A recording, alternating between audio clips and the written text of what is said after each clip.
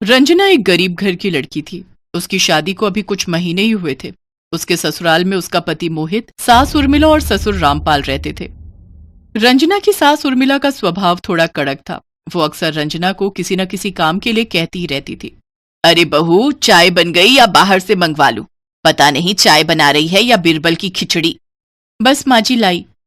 अपने सास ससुर को चाय देने के बाद रंजना घर की साफ सफाई में जुट जाती है। इसके बाद खाना बनाकर सबको खिलाती है, फिर बर्तन धोती है। सभी कामकाज निपटाकर रंजना अपने कमरे में जाती है और अपनी सहेली से फोन पर बात करती है।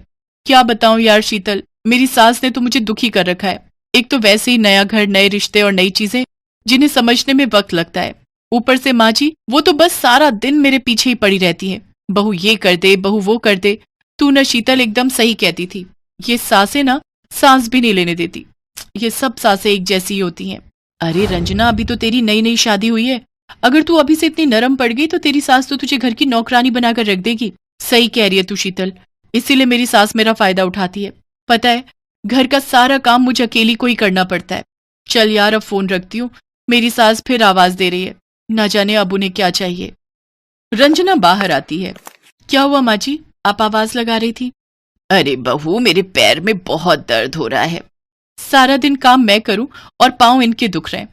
अरे जैसे पांव दुखते हैं ऐसे गला क्यों नहीं दुखता इनका? रंजना दवाई लेकर आती है। ये लो माँ जी, ये दवाई खा लीजिए, आराम मिल जाएगा। अरे दवाई किसे खानी है, मैं पांव दबाने की बात कह रही थी। रंजना मुंह बनाते हुए अपनी सास के पैर दबाने लग जाती है। ऐसे ही कुछ दिन बीतते हैं। दिवाली का त्योहार आने वाला था। दोनों सास बहू मिलकर घर की साफ सफाई करती हैं। सारा काम खत्म होने के बाद उर्मिला तैयार होकर आती है और फिर अपनी बहू से कहती है, रंजना बहू, मैं अब दिवाली की शॉपिंग के लिए बाजार जा रही हूँ। 2 घंटे में लौट आऊंगी। तुम तब तक खाना बनाकर रख लेना। ये कहकर उर्मिला बाजार चली जाती है। इस बुढ़िया ने तो मुझे बहुरानी से नौकरानी बनाकर रख दिया है। शाम को घर आकर उर्मिला अपने पति रामदीन से कहती है, सुनिए जी, वो जो मेरा सोने का सेट और रानी हार बैंक में रखा है, आप उन्हें ले आइए। लेकिन आखिर तुम्हें उनकी क्या जरूरत पड़ गई? वो मैं सोच रही थी उन्हें दिवाली पर पहन लूंगी। वैसे भी बैंक में रखे रखे करना भी क्या है उनका। रामदीन बैंक जाकर लॉकर से उर्मिला के गहने निकलवा लाता है। ऐसे ही कुछ दिन बीत जाते हैं। फिर दिवाली वाला दिन भी आ जाता है। सब सज धज कर दिवाली पूजा के लिए तैयार हो जाते हैं।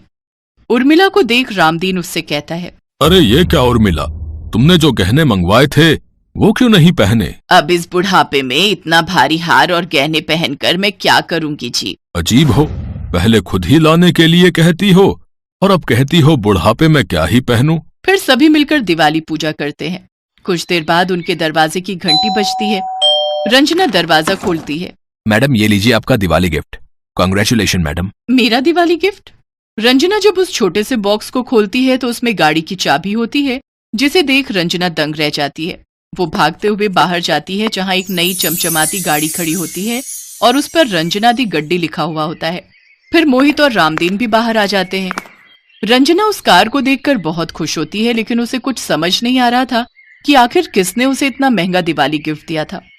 तभी उर्मिला हाथ में पूजा की थाली लेकर आती है और रंजना से कहती है, ये ले बहू, अपनी नई गाड़ी की आरती नहीं उतारेगी? माँ, इसका मतलब ये गाड़ी? हाँ, ये मेरी तरफ से मेरी बहू के लिए दिवाली गिफ्ट है। लेकिन आपके पास इतने पैसे कहाँ से आए माँ?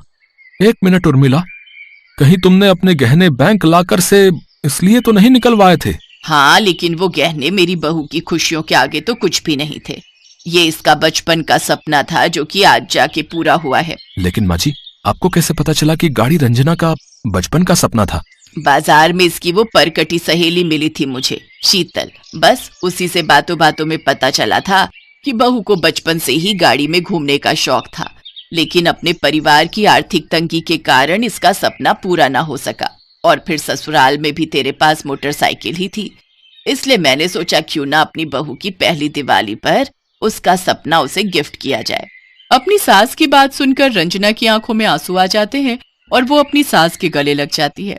फिर रंजना गाड़ी की पूजा करती है और आरती उतारती है। इसके बाद उर्मिला मोहित से कहती है, मोहित बेटा, अब हमारे घर की लक्ष्मी यानी कि मेरी बहू के पैरों के शुभ कदमों की छाप अब इस गाड़ी पर लगा दे। फिर मोहित रंजना को गोद में उठाकर उसके पैरों को कुमकुम में डुबोकर उनकी छाप गाड़ी पर लगाता है। अपनी सास का अपने लिए इतना प्यार देखकर रंजना की आंखें भर आती हैं। और वो रोते हुए अपनी सास से कहती है, माँ जी, आज आपने मेरे सपने को सच कर दिया। आप सच में बहुत अच्छी हैं माँ जी। मैं गलत थी, सब सास एक जैसी नहीं होती। आप तो माँ से भी बढ़कर हो मेरे लिए। Thank you, thank you. बहू, सास भी तो माँ जैसी ही होती है ना, और एक माँ अपनी बेटी के सपने को पूरा करने के लिए कुछ भी कर सकती है। उस दिन के बाद से रंजना का अपनी सास के प्रति व्यवहार पूरी तरह से बदल गया। अब वो दोनों सास बहू घुल मिलकर एक साथ खुशी खुशी